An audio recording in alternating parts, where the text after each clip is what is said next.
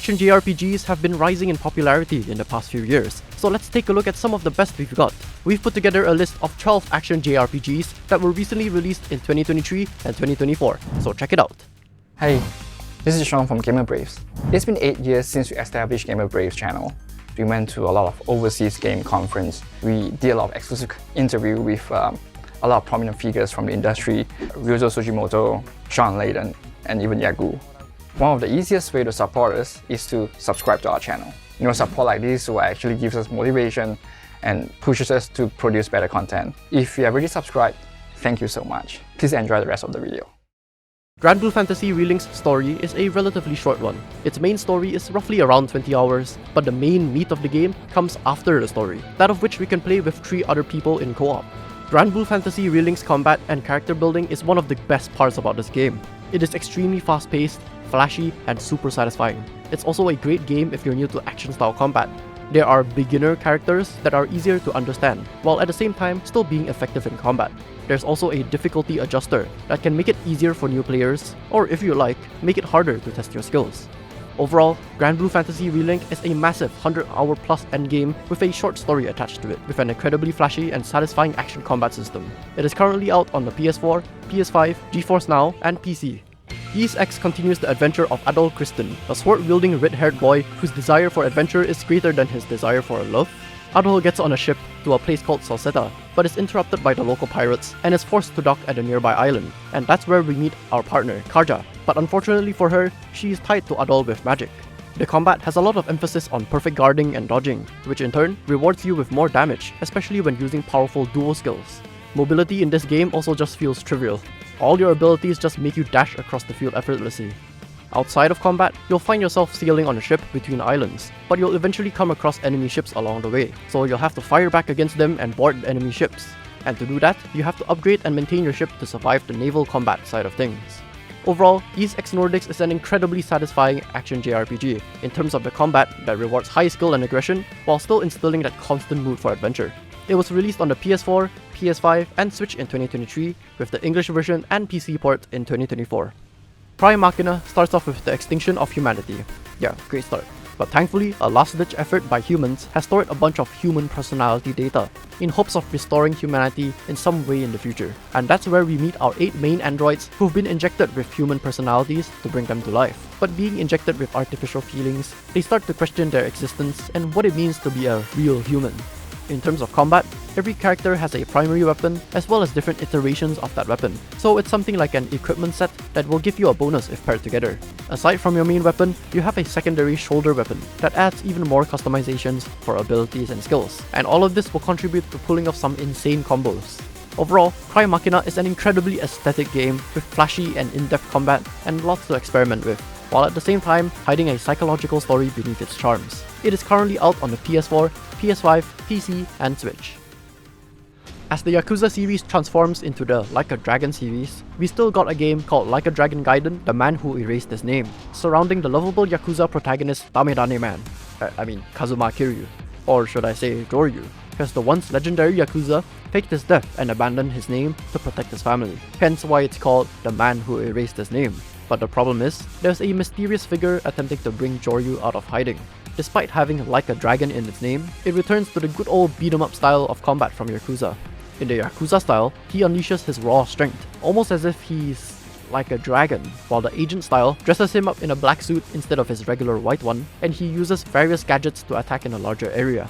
Of course, the best parts of this franchise is the goofy daily life stuff that you can take part in, like karaoke, pocket racing, or mahjong, and so many more silly stuff this series is known for, and yes, he's a grown adult. Overall, Like a Dragon Gaiden: The Man Who Erased His Name is an incredible beat-em-up JRPG that provides some nice context for Kiryu after the events of Yakuza 6, and acts as a nice transition for the newer Like a Dragon games. It's currently out on the PS4, PS5, Xbox One, Xbox Series X and S, and PC. If you played games at all, you've definitely heard of the name Zelda, for the wrong reasons as well. No, Zelda is not the player's name, that's the person you're trying to save.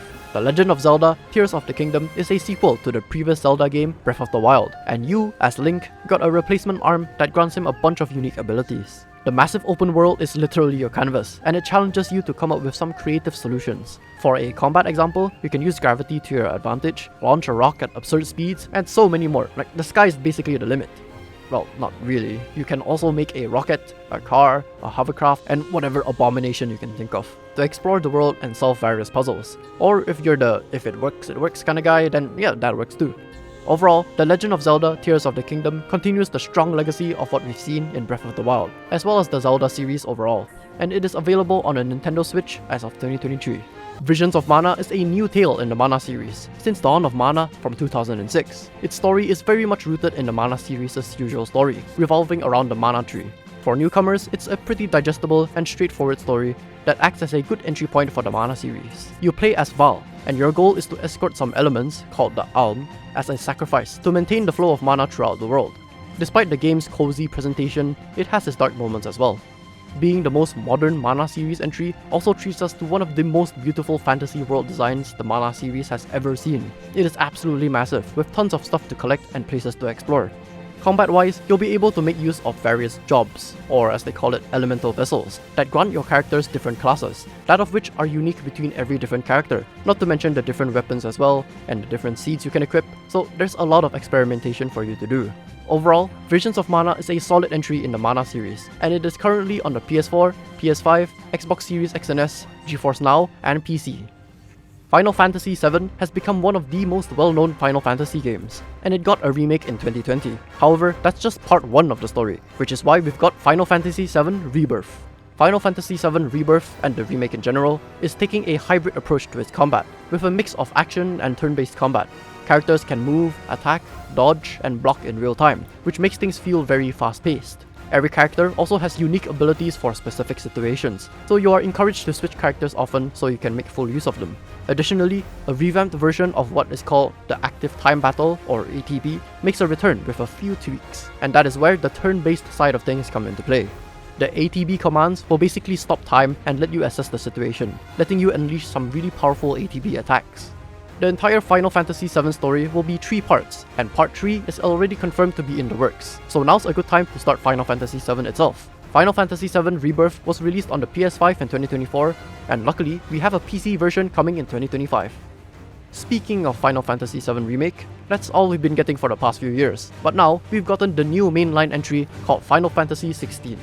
While the combat in the remake was closer to something like a hybrid, Final Fantasy XVI marks the first time the series will switch to a pure action-style combat, implementing a bunch of flashy and satisfying moves that can be chained together to make you feel like an absolute badass. The switch to pure action combat will make Final Fantasy XVI a bit more faster paced and exciting as well, while still being approachable and retaining this sense of depth and difficulty in the combat, that of which will get more rewarding as you get into the flow.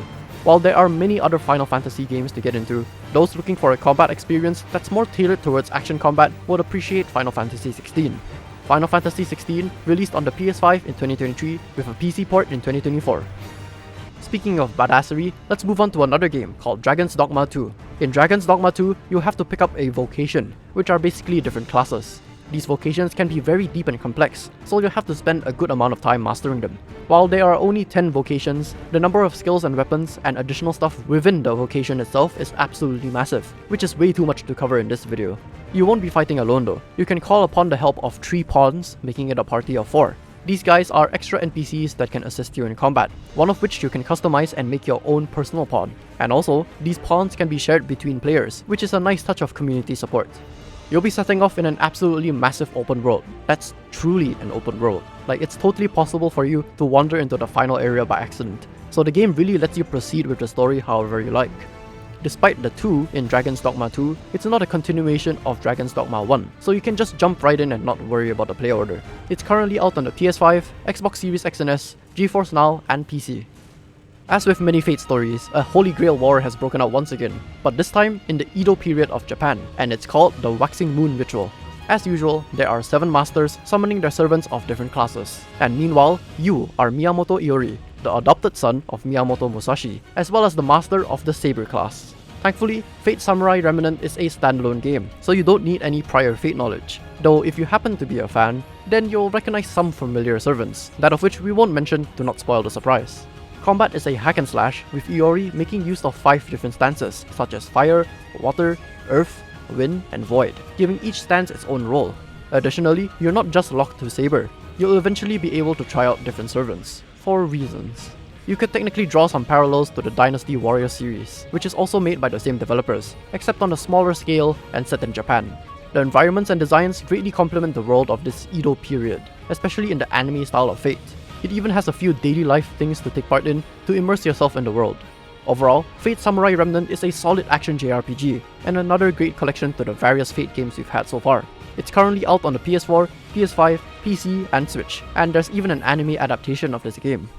Star Ocean The Second Story R, or Remake, has been completely remade in a new light. The most obvious change will be the modern graphic style that we've recently seen with certain remakes and remasters of very old games, and this is another one of them. The graphics are absolutely stunning, bringing life to this old and outdated pixel world with 3D environments, realistic lighting, and a mix of good old pixel art, letting us see a version of the world like never before. The combat takes place in a 2.5D perspective. You can choose between Claude, who is able to string combos together aggressively, and Rena, who focuses on using more spells from the backline instead. While the combat looks a bit mutton mashy, a lot of skill and strategy is required as well, like for example using specific skills for specific use cases, and even dodging at the perfect time to avoid damage, but whiffing it will turn it into a disadvantage for you, so it can be quite punishing as well. Overall, Star Ocean The Second Story Remake is a very fast-paced and satisfying action JRPG. The combat heavily rewards pulling off some insane strings of combos with various skills and abilities to shift things into your favor, while still being able to punish you for not paying attention. It's out on the PS4, PS5, GeForce Now, PC, and Switch. Wolong Fallen Dynasty is a retelling of the Three Kingdoms saga, with its own twists, though Wolong is not a Musou hack-and-slash type of game, unlike another certain series, and instead follows something similar to Nioh, which is literally made by the same developers. Combat-wise, a lot of comparisons will be made with Souls-likes, but Wolong has its own twist with something called the Spirit Bar, which is your resource for doing basically anything. You are rewarded for striking hits and deflecting attacks, yet punished for taking damage, and at the same time, the enemy has their own Spirit Bar as well, so it makes things very fair and balanced. Aside from the basic attacks, there is a vast variety of weapons for you to use, so you'll spend a lot of time mastering them. Additionally, there's martial arts and wizardry spells, which are powerful spirit-eating abilities that should be used according to the Spirit Bar. Overall, Wolong is an incredibly exciting and satisfying action JRPG that heavily rewards aggressive combat that makes you feel like a badass, while at the same time using the spirit gauge as a way to mix up the combat. Wolong is currently on the PS4, PS5, Xbox One, Xbox Series X and S, Xbox Cloud Gaming, and PC. And that wraps up our list for action JRPGs in the past 2 years. There's certainly a bunch more action JRPGs that are not in this list, seeing how more and more games are making the transition to this style of combat. So if you think we missed out any, let us know in the comments, and don't forget to subscribe for more future videos just like this one.